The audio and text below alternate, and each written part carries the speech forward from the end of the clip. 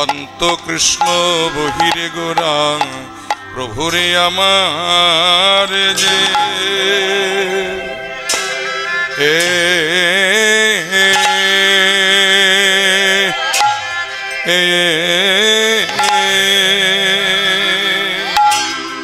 দেখো দেখো যেই পড়ে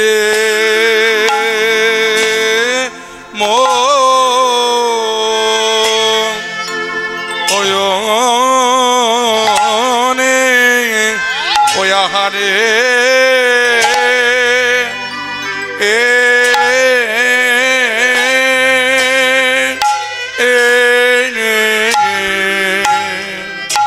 আহায়ন্ত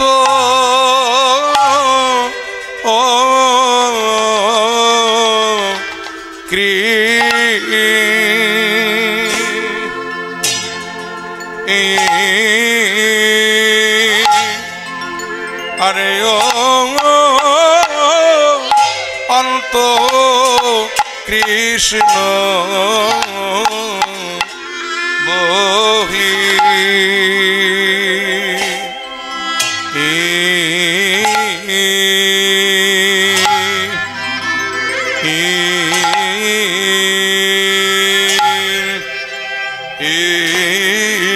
বহির গো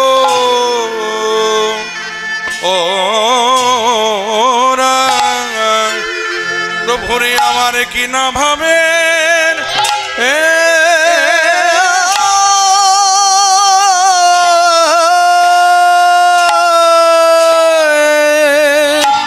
আহা কি না ভাবেন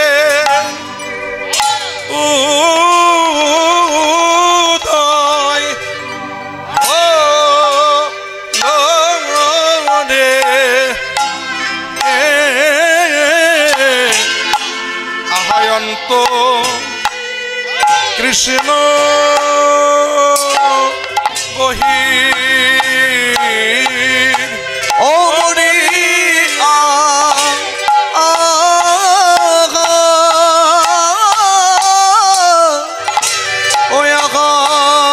মরি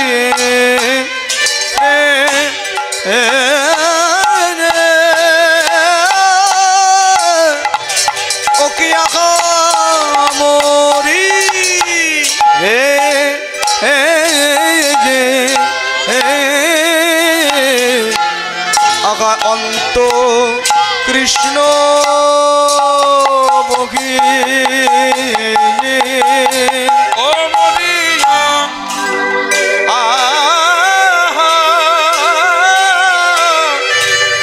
আহা মরিনে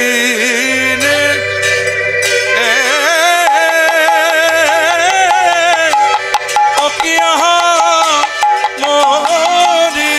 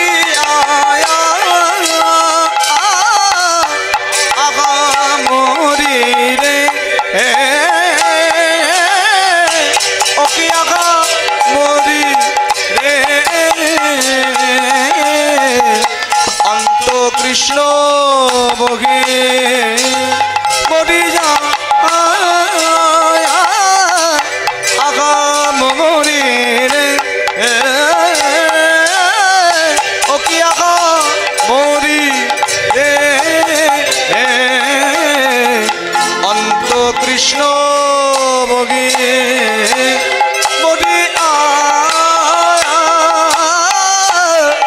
আগা মরি রে ওকে আগা মরি রে অন্ত কৃষ্ণ বগি মরিয়া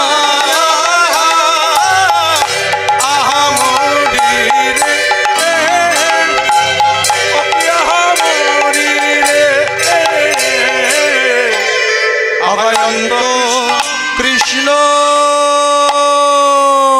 বহি অন্ত কৃষ্ণ বহিরে গোড়া প্রভুর যেই পড়ে মনে আপনায় আপনি প্রভু আজি ধরয়ে চরণে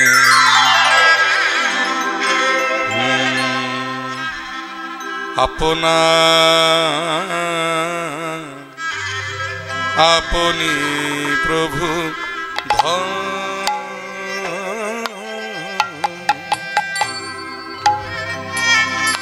ধরয়ে চরণে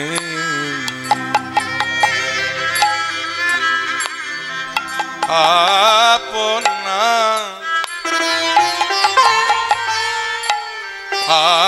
আপনা আপনি প্রভু ধরয়ে চরণে আপনা আপনি প্রভু ধন আপনি প্রভু ধন আপনি প্রভু ধরয়ে গামা পাসানি। এই রাগটির নাম হলো খামবাজ। সাধারণত ঠুংরি প্রধান রাগ এটি।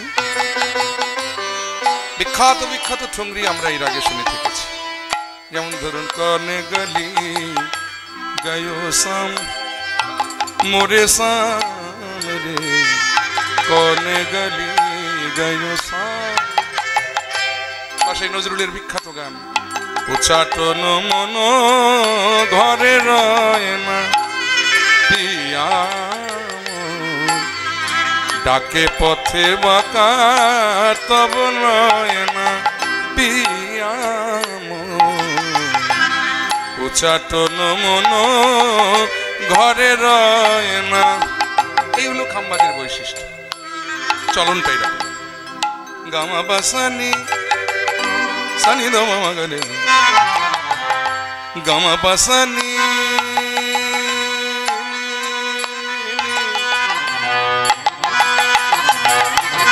গামা পাসানি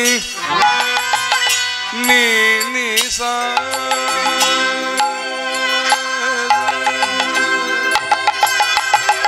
নি সমাগা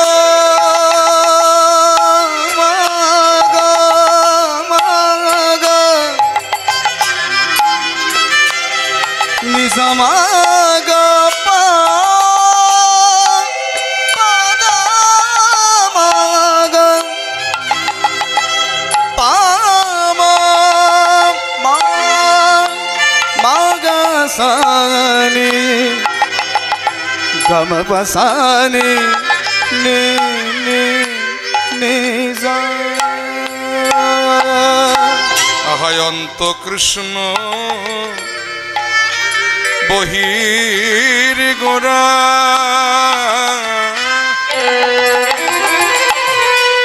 প্রভুরে আমার যেই পড়ে মনে আপনায় আপনি আপনি প্রভু ধন আপনি প্রভু ধন আপনি প্রভু ধরয়ে চরণে চরণে আপনা রে আপনা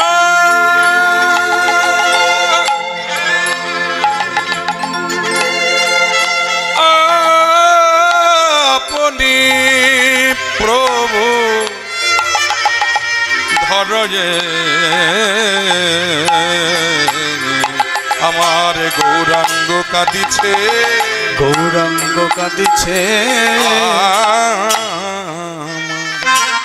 গৌরাঙ্গ কাঁদিছে আপনার চরণ ধরে, চরণ ধরে, চরণ ধরে আমার গৌরাঙ্গ কাঁদিছে, আপনার চরণ ধরে গৌরাঙ্গ কাঁদিছে, আপনার চরণ ধরে গৌরাঙ্গ কাঁদিছে। দেখো আপনার চরণ ধরে গৌরাঙ্গ কাঁদিছে। ভাবে বোঝা তো যায় না, ভাবে বোঝা তো যায় না, ভাবে বোঝা তো যায় না, আমার ভাবে নিধি শ্রী গৌরাঙ্গের ভাবে বোঝা তো যায় আমার না, ভাবে নিধি শ্রী গৌরাঙ্গের ভাবে বোঝা তো যায় না, আমার ভাবে নিধি শ্রী গৌরাঙ্গের ভাবে বোঝা তো যায় না, আমার ভাবে নিধি শ্রী গৌরাঙ্গের ভাবে বোঝা তো যায় না, আমার ভাবে নিধি শ্রী গৌরাঙ্গের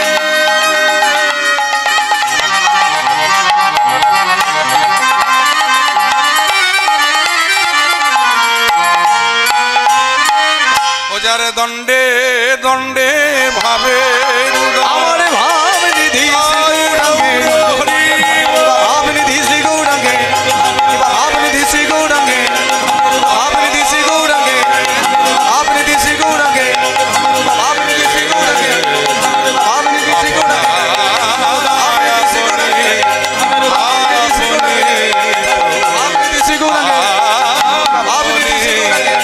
আপনি প্রভুধ, আপনি প্রভুধ, আপনি প্রভুধর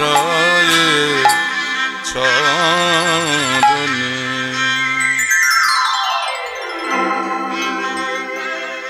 অনর্পিত চরিং চিরাত করুণায় অবতীর্ণ কলো সমর্পয়তুল্লাত উজ্জ্বল রসাং স্বভক্তি শ্রিয়ম হরিপুরাট সুন্দর দ্যুতি কলম্ব সন্দীপিত সদা হৃদয় কন্দরে স্ফুরতুব শচীনন্দন হরি।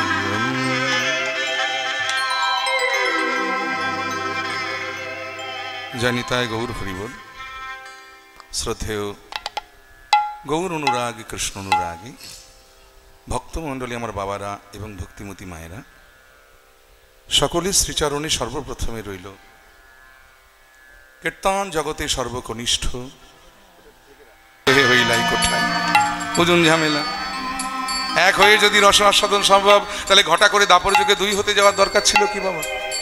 বলে বাবা, এক হওয়ার পরে দুই হওয়া, তারপরে আবার এক হওয়া, আর এক থাকা আকাশ আর পাতাল পার্থক্য না কি গো মায়েরা? দেখবেন এক ধরনের মিষ্টি দোকানে কিনতে পাওয়া যায়, রসগোল্লা দুধে ডুবিয়ে খাওয়া হয়, কি বলে তাকে? হ্যাঁ, রসমালাই। এই তো বাহ! রসগোল্লা কি দিয়ে তৈরি হয়? ছানা দিয়ে। আর ছানা কি থেকে তৈরি হয়? দুধ থেকে। তাহলে দেখুন, দুধ থেকে ছানা তৈরি করে সেই ছানা দিয়ে রসগোল্লা বানিয়ে সেই রসগোল্লা আবার দুধে ডুবিয়ে খাওয়া।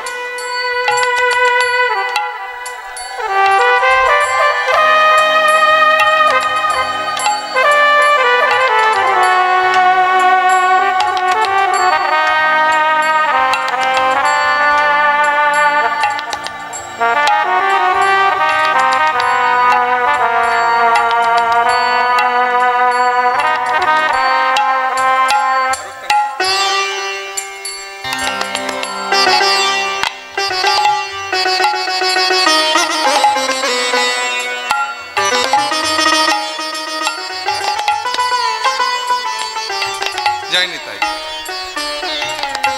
তাহলে দেখুন,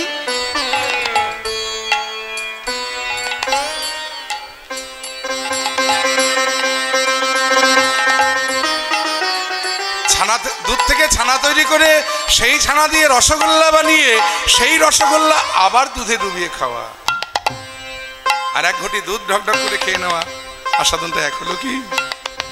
তাহলে বৃন্দাবনে রাধা আর কৃষ্ণ দুটি দেহ এক হয়ে রসমালাই গৌরাঙ্গ হয়ে নবদ্বীপে এসেছেন। তাহলে একই অঙ্গে যেহেতু দুই অঙ্গ বিরাজ করছে, তাহলে হাতটিকে ভাবছে, তাই আজকে তিনি কৃষ্ণের হাত, আর চরণটিকে ভাবছে রাধার চরণ। বৃন্দাবনে রাধারানী যখন মান করেছিলেন, কৃষ্ণ যেমন কেঁদে সেধে রাধার চরণ ধরে কেঁদে সেধে সেই মান ভাঙিয়েছিলেন, তেমনি আজকে নিজের হাত থেকে কৃষ্ণের হাত ভেবে আর চরণটিকে রাধার চরণ ভেবে আমার গৌর সুন্দর কাঁদছেন আর বলছেন, আমায় ক্ষমা করো হে, ক্ষমা করো হে, আমায় ক্ষমা করো, আমায় ক্ষমা করো হে, আমি ওই চরণে অপরাধী,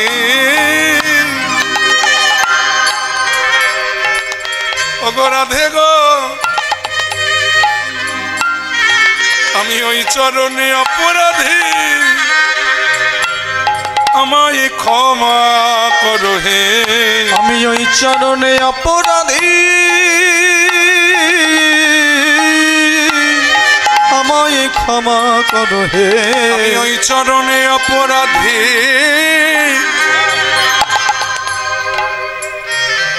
আমি ওই চরণে অপরাধী, বাবা বেশে আমার গবুরে বলে, আমি ওই চরণে অপরাধী,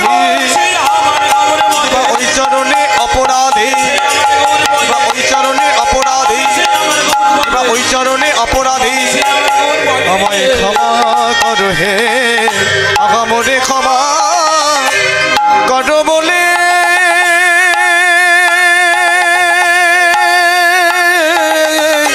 মনে ক্ষমা করো বলে প্রভু কাঁদে ঘনে ঘনে গো। দেখো বিভোর হইলা প্রভু আজি পুরবের ভাবে, আহা বিভোর হইলা প্রভু আজি পুরবের ভাবে গো। বিভোর হইলা প্রভু আজি পুরবের ভাবে গো, আজ বিভোর হইলা প্রভু ওই না পুরবের ভাবে গো। দেখো বিভোর হলো গো, আজ বিভোর হলো গো, আজি বিভোর হলো গো, হলো গো, আমার ভাবনিধি গৌর সুন্দর বিভোর হলো, আমার ভাবে নিধি গৌর সুন্দর বিভোর হলো গো। সেই পুরবের লীলার ভাবে বিভোর হলো, সেই পুরবের লীলার ভাবে বিভোর হলো গো। আজি মনেতে পড়েছে, আজ মনেতে পড়েছে, বৃন্দাবনের প্রেম লীলা মনেতে পড়েছে, বৃন্দাবনের প্রেম লীলা মনেতে পড়েছে, কিন্তু নিজ পারি সদা সব, আহা নিজ পারি সদ সব কিছু কহিছে না তবে গো। আজ নিজ পারে সদস্যব, নিজ পারে সদস্যব কিছু কহিছে না তবে গো। বলে আমরা কি আর বলবো, আমরা কি আর বলবো, আমরা কি আর বলবো, আমরা কি আর বলবো, আর ভাবনিধির ভাবের কথা কি আর বলবো, আমার ভাবনিধি ভাবের কথা কি আর বলবো, আর ভাবনিধির ভাবের কথা।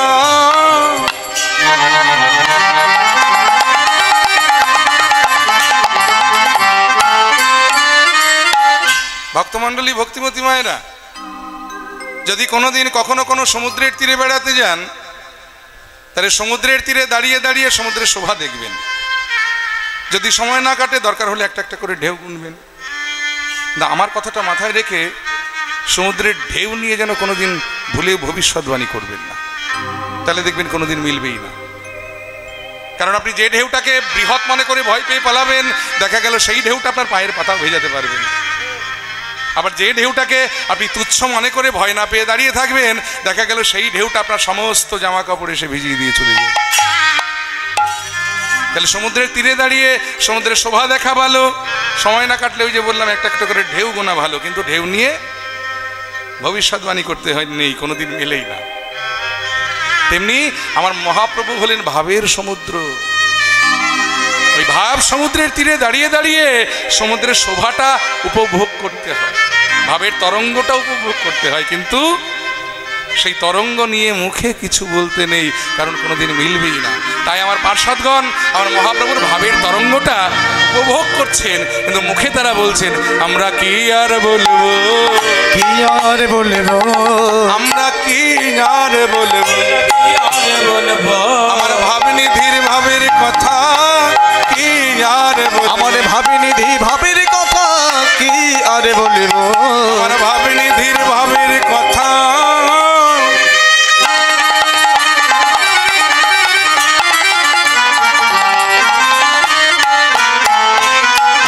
তার কারণ কি জানেন? এই যে কোটি সমুদ্র গম্ভীর ভাবিনিধি ভাবের কথা, ভাবিনিধি ভাবের কথা, ভাবিনিধি ভাবের কথা, ভাবিনিধি ভাবের কথা, ভাবিনিধি আজ কি আর বলবো, নিজ পারে সদসম, নিজ পারে সদসম কিছু কহিছি না তবে গো।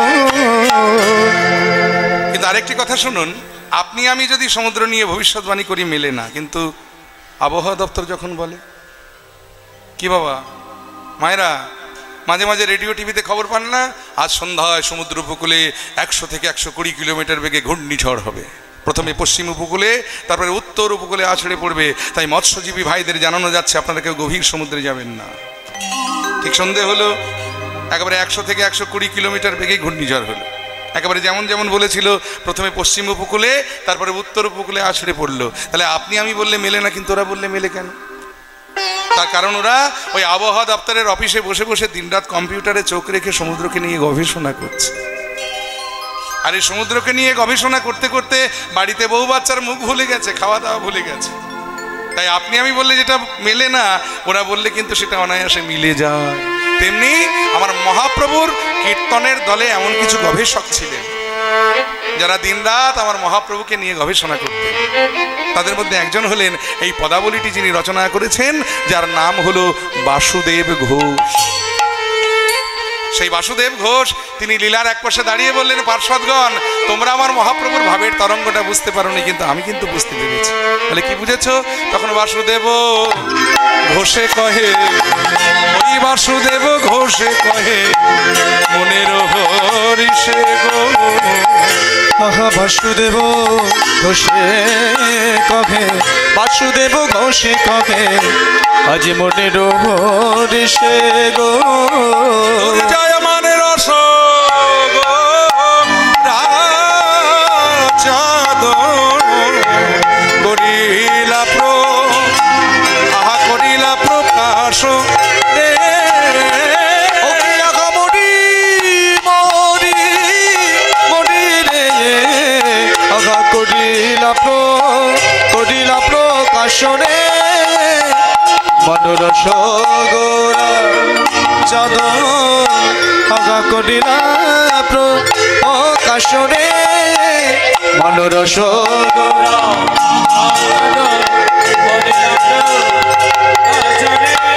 ওই মনোরস গোরা চাঁদ আগা করিলা প্রকাশ রে, ওই মনোরস গোরা চাঁদ আগা করিলা প্রকাশ রে, মনোরস Doketa nagjini nagjini daya doketa nagjini nagjini doketa nagjini daya doketa মনোরস doketa গোরা takita চাঁদ kita kita takita takita করিলা doketa daya doketa nagjini nagjini daya doketa nagjini doketa nagjini daya doketa মনোরস doketa গোরা takita kita চাঁদ takita takita করিলা doketa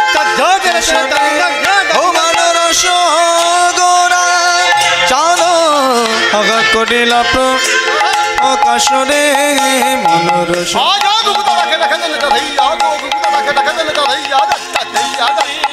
মনোরস গোরা চাঁদ করিলা প্রকাশ রে, মনোরস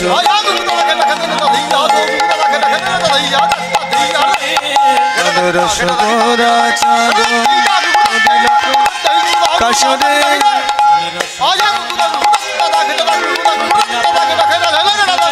মানরস গৌরা চাঁদ করিলা প্রকাশনে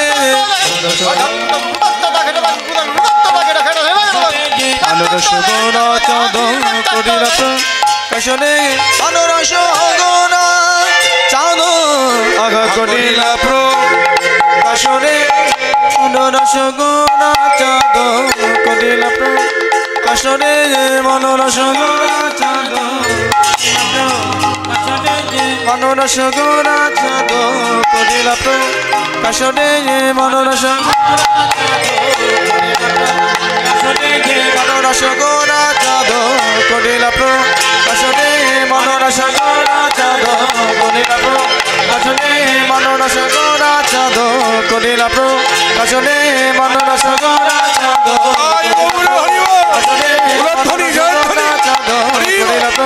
কাশনে মানরস গৌরা চাঁদ করিলা মানরস গৌরা চাঁদ করিলা প্রকাশনে মানরস গৌরা চাঁদ। জয়নিতায় গৌর হরি বল। এতক্ষণ আমরা ছিলাম শ্রীধাম নবদ্বীপে। চলুন এবার যাবো মধুময় শ্রীধাম বৃন্দাবন। তবে দেহ নিয়ে নয়, ভক্ত চতুর একটু চাতুরারি করবো যাতে তাড়াতাড়ি বৃন্দাবনে পৌঁছতে পারি। আর সেই তাড়াতাড়ি পৌঁছবার একটি মাত্র উপায়, সেটা হলো আমরা যদি আমাদের মন নিয়ে যাই মধুময় শ্রীধাম বৃন্দাবন। তো মন যদি বৃন্দাবনে চলে যায়, বৃন্দাবন কোথায় গো? যেখানে সাধুগুরু বৈষ্ণবের আগমন সেই তো মধুর বৃন্দাবন, যেখানে হরি নাম সংকীর্তন সেই তো মধুর বৃন্দাবন। এই বৃন্দাবনে উদ্ধব মহারাজ তিনি যেমন গোপী গানগত্য নিয়ে প্রবেশ করেছিলেন, তেমনি আসুন আমরাও বলবো, আমরাও গাইব। বন্দে নন্দ ব্রজ স্ত্রীণাম আদরেন্ন ভিক্ষ্ণাস ব্যাসং হরি কথোদিতে ভুবন। বন্দে নন্দ ব্রজ স্ত্রীণাম আদরেন্ন ভিক্ষ্ণাস ব্যাসং হরি কথোদিতে পুনতি ভুবনত্রয়ম। বন্দে নন্দ ব্রজ স্ত্রীণাম আদরেন্ন ভিক্ষ্ণাস ব্যাসং হরি কথোদিতে পুনতি ভুবন।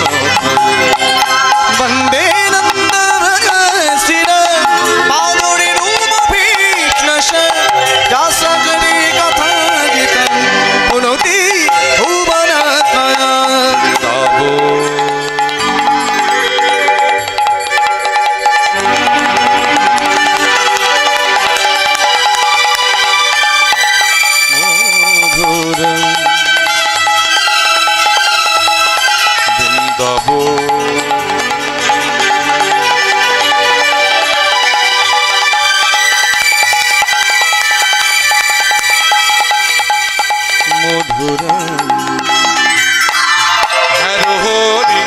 নয়ন ভরি বল্লভ রাধা মদন মোহন। হেন গৌরী নয়ন ভরি গোপী বল্লভ রাধা মদন মোহন। হরি নয়ন ভরি গোপী বল্লভ রাধা মদন মোহন। হেন গৌরী নয়ন ভরি গোপী বল্লভ রাধা মদন মোহন।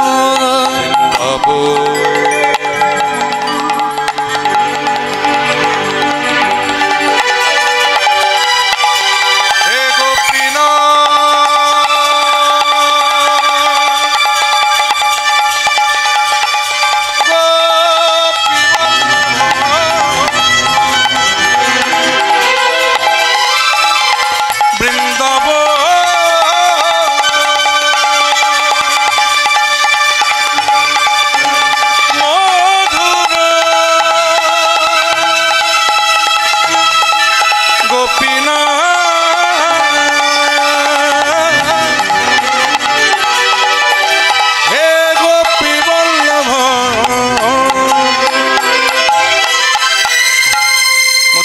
শ্রীধাম বৃন্দাবনে মাধুর্যমণ্ডিত শ্রীধাম বৃন্দাবন যে শ্লোকটা আস্বাদন করতে করতে আমরা বৃন্দাবনে এলাম, এই শ্লোকটা প্রথম যিনি বলেছিলেন তিনি ভগবানের খুব প্রিয় বন্ধু ছিলেন, যার নাম ছিল উদ্ধব মহারাজ।